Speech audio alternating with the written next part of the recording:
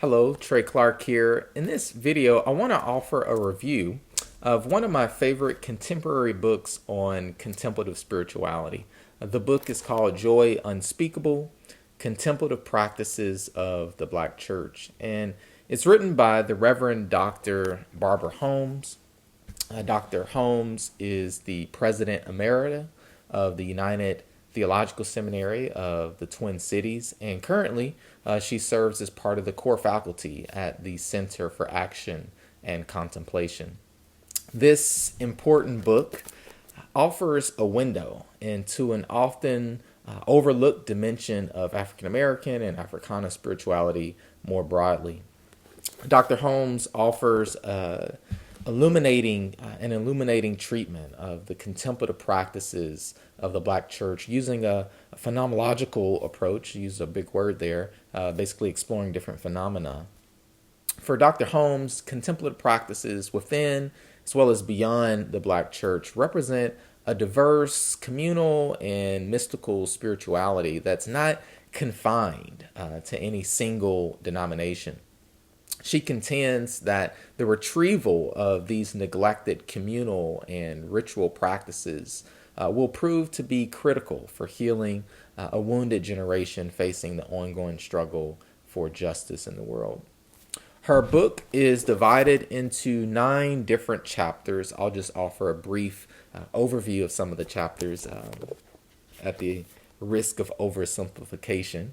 In the first chapter, Dr. Holmes traces the commonalities and distinctions of Eurocentric and Africana contemplation. She argues contemplation cannot be confined to the individualistic practice of silence and stillness of some Eurocentric traditions.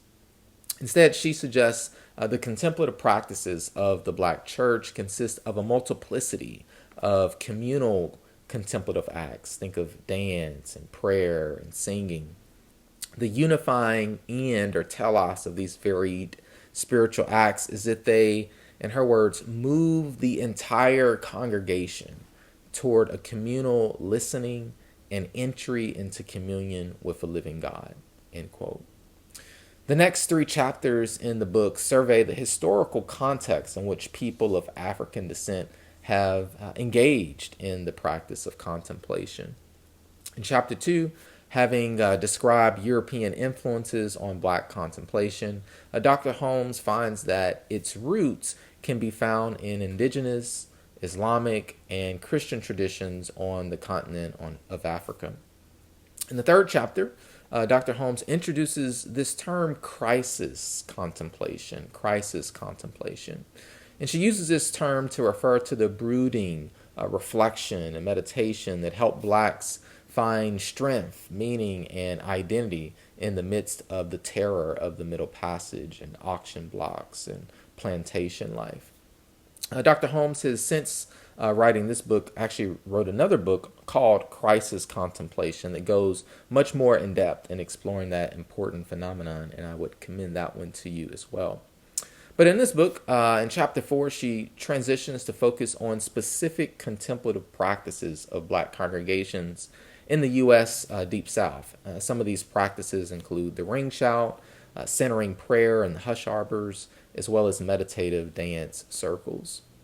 In the 5th chapter of the book, drawing on the tradition of the African storyteller or griot and the practice of Jewish midrash, Dr. Holmes offers an Afrocentric reading of scripture that she calls grioche.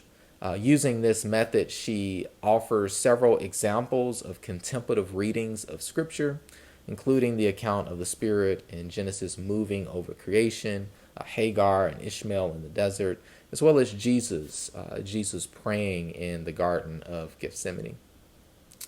The final 3 chapters of the book explore this intersection of contemplation, activism, and the arts within and beyond the Black church.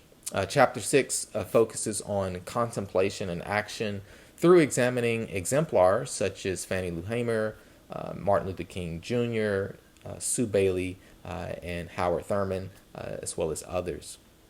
The 7th chapter further investigates contemplative activism and stretches the boundaries of what might be deemed contemplation by engaging in an examination of the Black Lives Matter movement or the movement for Black Lives, particularly looking at these components of resistance, celebration, lament, and proclamation of justice.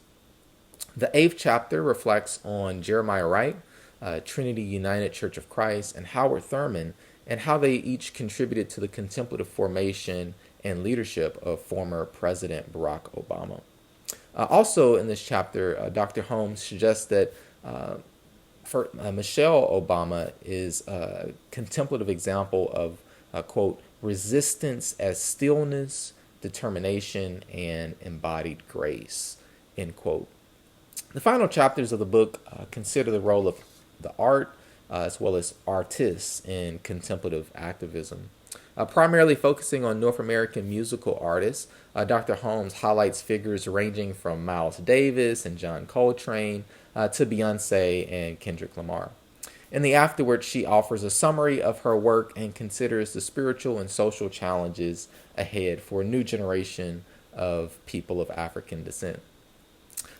As you can imagine, there aren't many books like this, and so Joy Unspeakable is really a groundbreaking work.